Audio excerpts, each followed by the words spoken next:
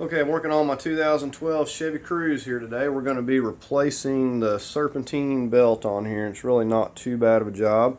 You'll notice I got it on ramps. You'll want to at least get it up on some ramps or something. It's going to make it easier because we're going to be needing to get a jack underneath the vehicle. Also make sure to chalk your rear wheels and everything is chalked and safe. So let's just go ahead and get started here. Okay, the first thing we're going to do for safety, go ahead and disconnect this negative cable here. Push that down there out of the way so we know it's not going to make contact. Okay, the next thing I'm going to do is I'm going to loosen up this band right here. This is a 7mm, and you can use a flat as well, but we're going to go ahead, we're just going to get in here and loosen this band up.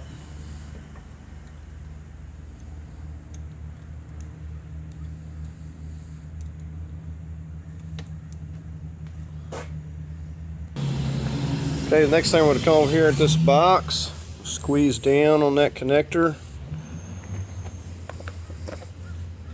Just push that right off. Get that out of your way. Okay, now if you see down here, there's like a vacuum tube.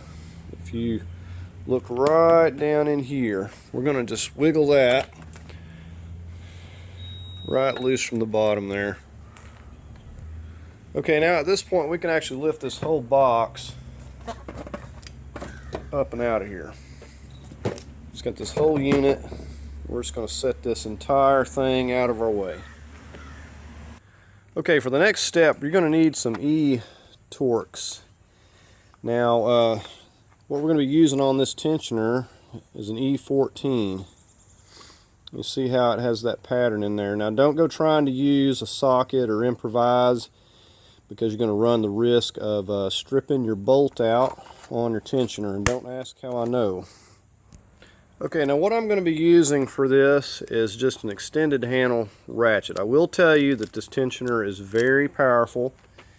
You're going to need to get a lot of force on it. Now you could also use one of these, and you've got this bar that slides into this, and it allows you pretty well go in at whatever angle that you want, and you can still get a lot of force with this one right here, so you could use this as well. So just whatever you want to do to get the leverage you need. Okay, now what I'm going to be doing is going down under here, and I'm getting on this E14 that's on this tensioner. This is how I'm going in at it. And I've got the extension and the length I need. Now you'll notice when I pull, you see that raise up on that alternator. Okay, that's when I'm going to go ahead and reach over. I'm going to have to get it a little bit farther because, like I said, it takes a lot of force. This has to be pulled back a lot. So when I get enough force,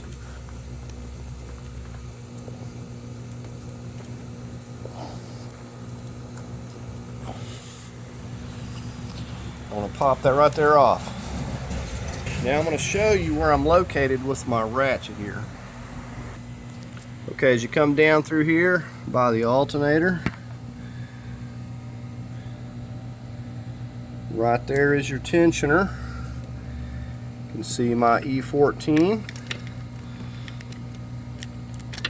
I'm going to try to wiggle it back off there.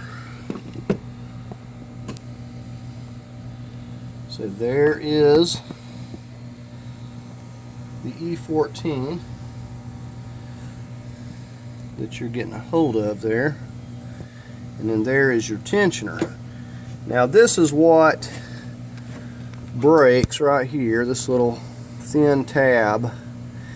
When you buy these new, they have a pin. This is pulled up where the spring is more compressed, and there's a pin in there, and you pull the pin. It usually breaks on this tab. Of course, the bearings and stuff go out on these as well.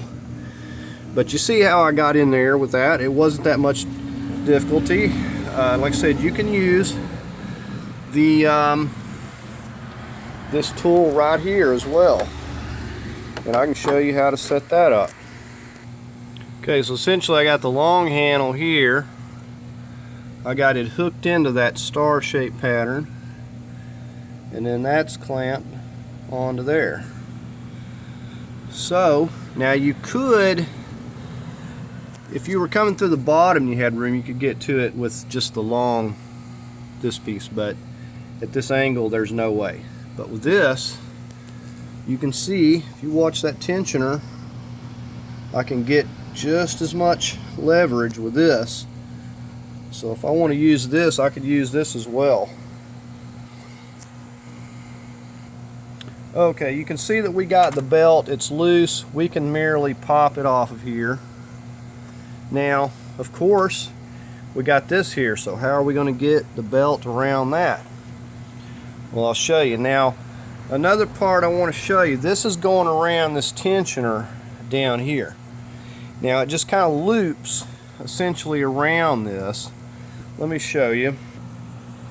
Okay, you see how this belt is looping around that tensioner. See how it's going down around the crank, loops in behind this tensioner here. So what I need to do is slip that out from around there. Now you can do it a couple ways. You could slip it out. What I like to do is rotate this tensioner a little bit, and usually I'm having trouble doing it one-handed here, but usually as you rotate it, it will work its way right out of here. Okay, so I'm just kind of holding one side of the belt, pulling with the other, rotating that tensioner, and you can see that it comes right off there. Didn't have to remove anything. But we got this right here. So now comes the next step. Okay, now I've got my jack. I've got a wooden block, as you can see there. We're going to go under here and we're going to get it positioned kind of right centered of the oil pan. So let's go ahead and get it in position. Okay, now you see where I've got it, about right here.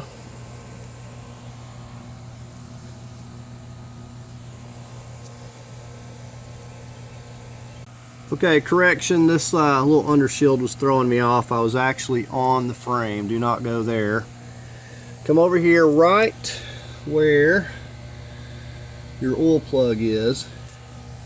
That you block a piece of 2x4 right there, that will support that.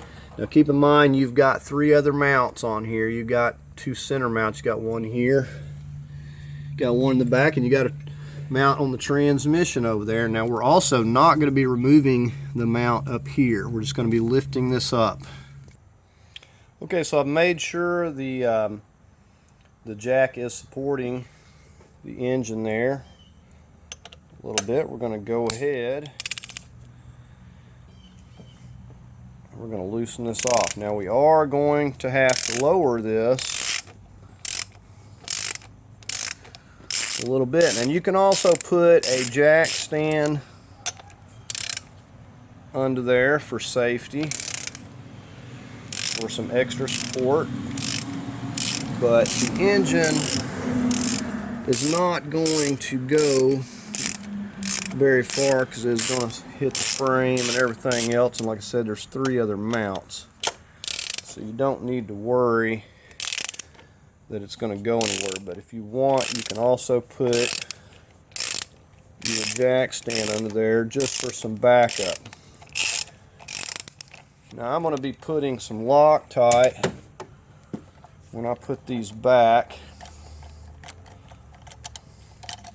Now if I've got it supported, this shouldn't move. As far as dropping down, it shouldn't move a lot, or really any, until I want it to move by lowering my jack.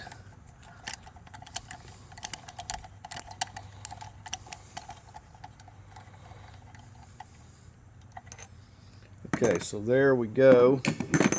Now I'm going to go over here and I'm just going to lower my jack some, not a lot. Okay, you can see it. And that right there,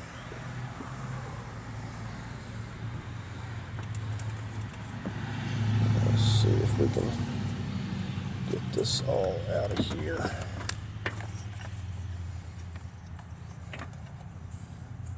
So don't stick your fingers in there. But there you go. You see we've got it out. There's our belt. So now we're just going to take and slip the other one right back in. Okay, so here is our nice new belt. So the other one was still holding up okay, but it got oil all over it. And that oil is not good. We'll start eating them up really fast. So I'm just going to put that there a minute, and I'm going to get some Loctite here, and we're going to go ahead and start working these back into place here. I'm going to go 45 foot-pounds on these. Now another thing I'm going to do though, this shouldn't have moved any, but I'm going to go ahead and lift my jack back up. We want to get it about where it was. Now let's get some Loctite. Now usually I'll use the blue, but I'm out and all I have is the high strength, so that's what I'm using. And this stuff, you know, they say it's permanent, but the stuff that I get, it will come out because I have gotten them back out.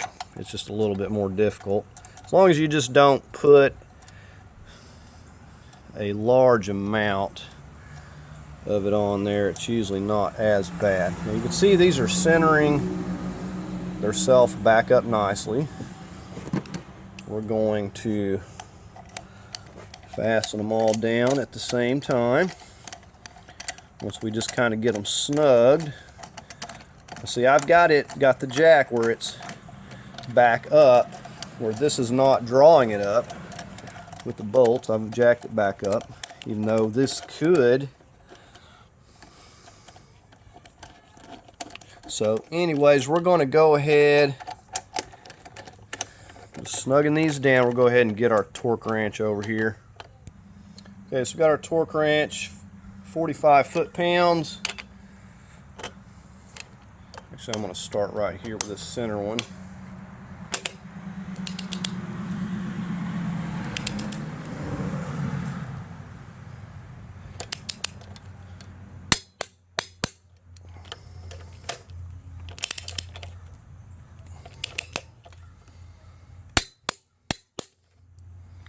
And this is really not that bad. It may seem like a lot, this is really pretty simple.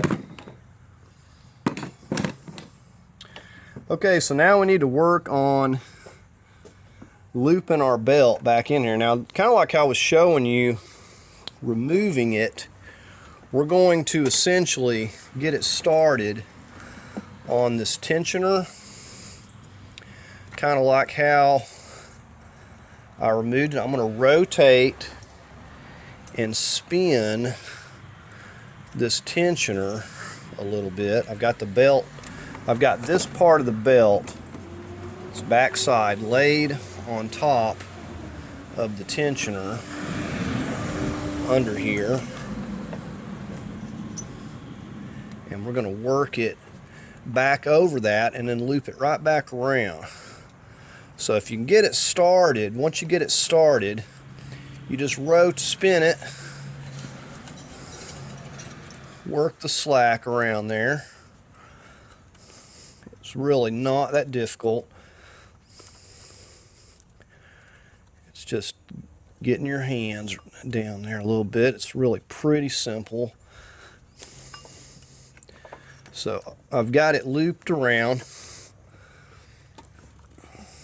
the tensioner, which is probably, you know, the biggest part of it. It's not that difficult, but probably the trickiest part, I guess you could say. So now I'm going to get it started over here. I'm going to get it around the AC compressor. Okay. Now what I'm actually going to do here, I'm going to take it back off of this alternator so I can get some slack. And we're going to get it down and around the crank. I know it's kind of hard to see. Now I'm just feeling with my hands down here, making sure that the belt is down in the grooves. It's real easy just to reach down there and feel. Same way with your AC compressor. Reach down there and feel. And we know we're on up here. So the only thing, I know I'm on my tensioner. We rotate around that. Very simple. So the only thing we got to do is get our E14 back on, get that tension pulled back towards the front of the vehicle, and we'll be able to pop this right back on. Now I think I'm going to go ahead this time and actually use my long bar, because this is a new belt and I might actually have more trouble and need a little bit more leverage here. Okay, so here we go with this part. This is the part the other bar is going to go in. I'm going to get it down here first. And you mainly want to make sure that you got it to where you're going to be able to get enough leverage. If I can't pull it back far enough to do what I need to do, it's not going to do me any good. So we'll try it right here and see, just how I showed you all ago. So we'll see how far I can pull it. It's scary how much tension this thing has. I'm like always worried I'm going to break one because of the design. But there we go. And I think that this tensioner is getting bad because it's squeaking. But we're going to go ahead and fire it up and just see how it's going to do here. Well, I'm getting ahead of myself. We're going to have to get things put back together here first. Okay, so we're going to go ahead and lower our jack. We don't need it under here.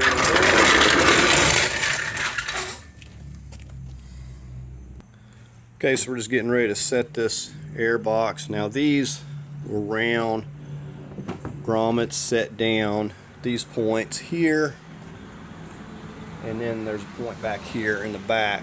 So that's where they set, and pretty easy. We're going to kind of feed this back in here. Vacuum tube. Work this back.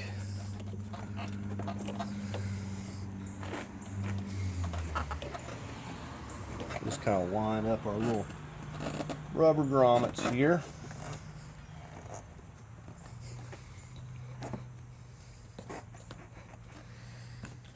Right, so we just need to slip this back on, and we'll tighten up that 7 millimeter. And we've got our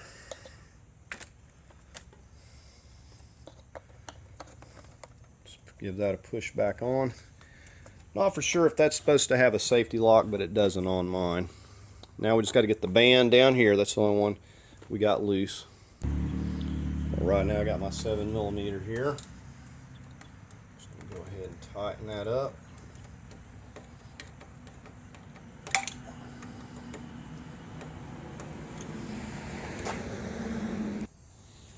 Okay, we'll go ahead and get our negative.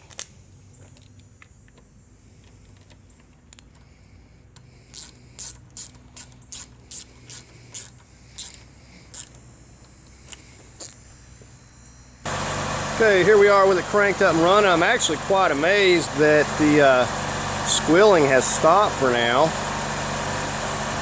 Usually it's never my luck that it's just a belt. I figured the tensioner or there was a pulley or bearing or something, but it's actually not making any noise. So apparently the oil was causing all the squeaking there.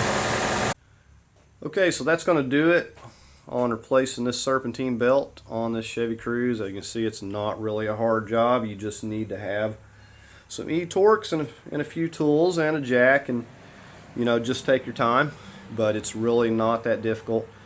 And really, I don't know if you could tell how I was slipping on there, but it's kind of hard to get in there and show you every little detail, but it's really quite simple. I did it, you know, while on camera there, and usually things never go my way when I'm trying to show somebody, but it's really quite simple to loop it around that tensioner and get the belt wrapped around there. So anyways, I hope this video can help someone else out.